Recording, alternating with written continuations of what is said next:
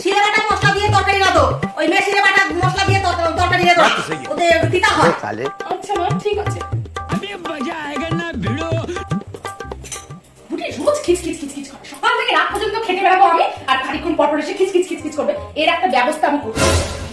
একটা কাজ করি, কানের মধ্যে হেডফোন লাগিয়ে রান্নাটা করি, তাহলে আর বুড়ি খিচখিচটা শুনতে হবে। এবার যত পারিস খিচখিচ কর, আমার কাছে কিচ্ছু আসবে না। ও বৌমা, ছেলে খেজুর খেতে চাইছে, খেজুরের বাক্সটা কোথায়?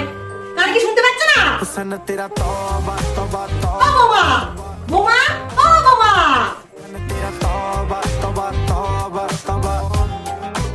তোমার খেজুরটা দেখতে খুব সুন্দর, খেয়ে নাও, খেয়ে নাও, তুমি আগে খেয়ে নাও, খেয়ে নাও, খেয়ে নাও।